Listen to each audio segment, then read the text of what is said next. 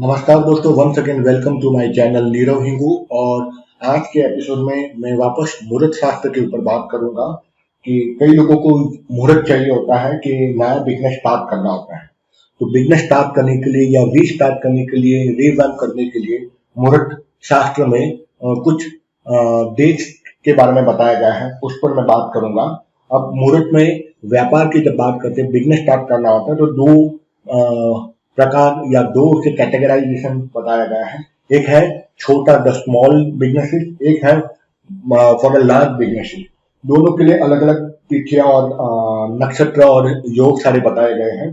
पहले मैं बात करूंगा लघु उद्योग के लिए। लघु उद्योग कहते हैं जो स्मॉल बिजनेसेस है, जो स्टार्टअप है, जो छोटे पैमाने पे करते हैं, उनके लिए कौन कौन सी तिथियां, क्योंकि मैंने पिछले एपिसोड में बताया था कैसे हम 3 तथ्यों में पंचांग में से जो कि 5 अंग माने गए हैं, तिथि, वार, नक्षत्र, योग और करण, पर इसमें मैं केवल तिथि, वार और नक्षत्र लूंगा।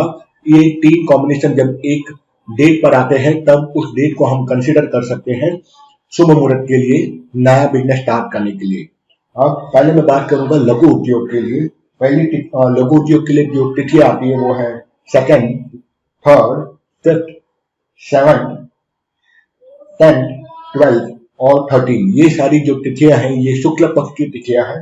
यानी शुक्ल पक्ष में दूसरी तिथि जिसको बीज बोलते हैं, तीसरी जिसको तीज कहते हैं, पंचमी जिसको पाचम कहते हैं, 7th सप्तमी, 10th तिथि जिसको दशमी कहते हैं, द्वादशी जिसको 12वीं तिथि कहते हैं और त्रयोदशी जिसको 13वीं तिथि कहते हैं। शुक्ल पक्ष की, कृष्ण पक्ष की कोई तिथि मान्य नहीं है लघु उद्योग के लिए। फिर आता है वार। कौन सा वार कंसिडर करना चाहिए? सूर्यवार यानी कि रविवार, सोमवार, बुधवार, गुरुवार और शुक्रवार। शनिवार और मंगलवार इसमें शुभ नहीं माना गया। और नक्षत्र की अगर मैं बात करूं तो ये सारे नक्षत्र इसमें वो डेट के अंदर में इंक्लूड होने चाहिए।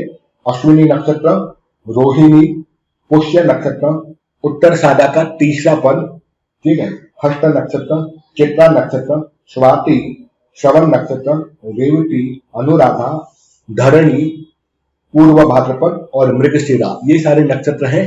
जब ये सारे संयोग एक डेट में आपको देखने को मिलते हैं तब वह डेट फलदायी मानी जाएगी उस कार्य के लिए। यहाँ हम कार्य है लघु उद्योग के लिए यानी स्मॉल बिजनेसेस के लिए। अब मैं बात करूंगा बृहत व्यापार। बृहत व्यापार कहता है बड़ा बिजनेस, यानी आपका बहुत बड़े पैमाने पे, बड़े स्केल पे बिजनेस स्टार्ट हो रहा है, उनके लिए है। तो तिथियां जो शुभ मानी गई है, अगेन शुक्ल पक्ष की पहले मैं बात करूंगा, वो है दूसरी तिथि 2nd, पंचमी 5वीं तिथि, 7th सप्तमी 12वीं तिथि जिसको द्वादशी कहते हैं, त्रयोदशी जिसको 13वीं तिथि कहते हैं। ये सारे शुक्ल पक्ष की। और कृष्ण पक्ष की जो पहली तिथि आती है यानी पूर्णिमा के बाद वाला जो पहला दिन आता है उसको कृष्ण पक्ष का पहला तिथि प्रतिपदा, वो भी उसमें शुभ माना गया है। और वार कौन से हैं इसमें बड़े बिजनेस के लिए? बुधवार, गुरुवार और शुक्रवार। और जहां मैं बात करता हूं नक्षत्र which are included for the big businesses, वो है पूर्व भाद्रपद, उत्तर भाद्रपद और उत्तर भाद्रपद का तीसरा पद। हर नक्षत्र के 3 उसके चरण रहते हैं, पहला, दूसरा, तीसरा। तो उत्तर भाद्रपद का तीसरा चरण। और एक और नक्षत्र वो है हस्त नक्षत्र और आखिरी नक्षत्र वो है चित्रा नक्षत्र। तो ये नक्षत्र आपको कंसिडर करने पड़ेंगे। ये वार और तिथि के अनुसार जब तीनों संयोग आपको एक डेट में मिलेंगे तो ही वो डेट मान्य होगी।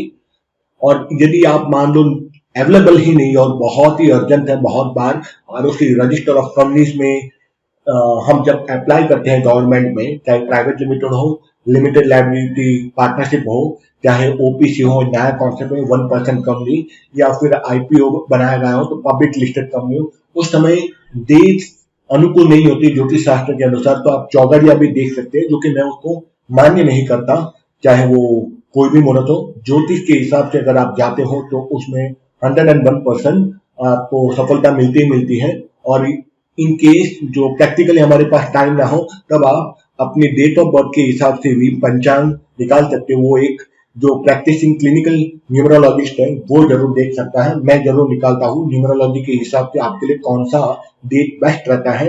That is the customised date, I can say that you can get only to your date of birth. और बहुत लिमिटेड लोग को पता है कौन सी डेट आपके लिए मान्य है। तो ये आज मैंने बात कर दी लघु उद्योग और बृहत व्यापार के लिए कौन सा शुभ मुहूर्त इसके लिए मान्य रहता है। मिलता हूँ एक अगले एपिसोड में कुछ नए तथ्य, कुछ नई नवीन विचारधारा के साथ, कुछ नए टॉपिक के ऊपर। तब तक के लिए धन्यवाद मुझे सुनने के लिए।